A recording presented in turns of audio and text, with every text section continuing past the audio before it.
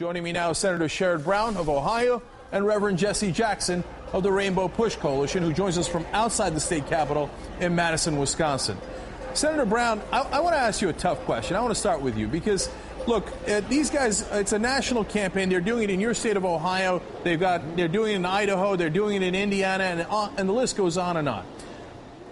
Do the Democrats have a counter plan? Have you guys even sat together and go, geez, how are we going to match the $120 million and the $88 million, and they just took out the unions here and there? You guys have a plan to fight back? Yeah, we have several things to fight back. One, we got a president with a loud microphone that's going to say no to these guys. Really?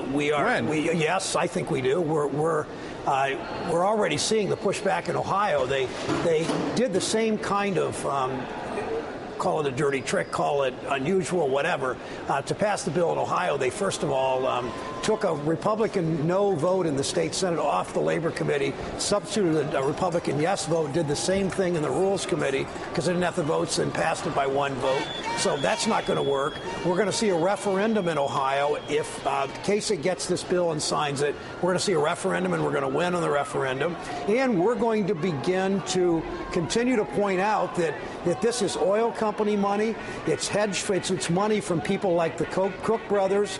It's our Koch brothers. It's money. It's foreign money that's coming in for Karl Rove, and we're going to continue to point that out in a very much a contrasting, combative way. The last thing is people like me and others. I have a website, sherrodbrown.com/Ohio. Go in and sign my petition in opposition to what they're doing, SB 5, in other ways, and pushing back that way and organizing. So this is about organizing and fighting back. Senator Brown, you said something there I got to go back to. I'm sorry.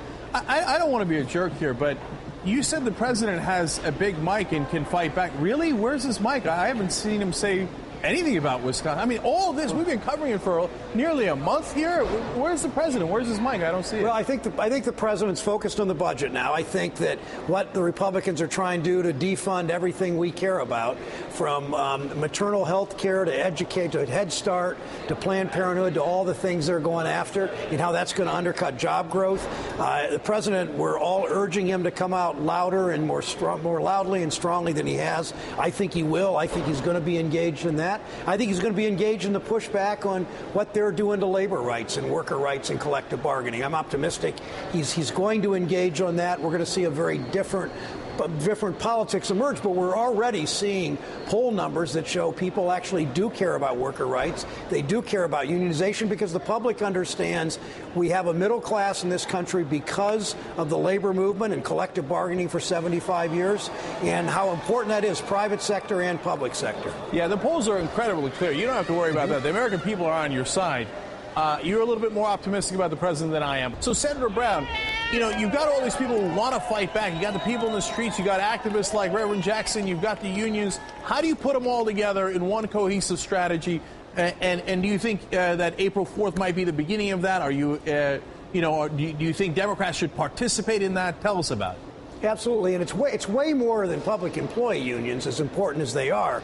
In Ohio, I had a round table in an Episcopal church on State House Square a couple weeks ago. People of faith, public employees, students, progressives, civil rights, all kinds of people came together in opposition to taking away worker rights. I mean, it's all about what they're doing to the middle class, how they want to take away worker rights and people's rights. And I think once this bill signed by Governor Kasich, which likely it will be. It will likely pass the House in the next week or so because they probably have the votes.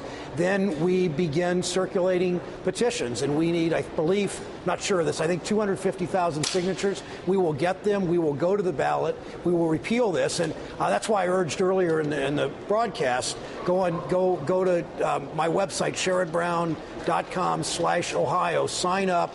We're organizing. We're working. We're gonna fight back, and this is our opportunity to see people to organize to do what we need to do right now and at election time next year.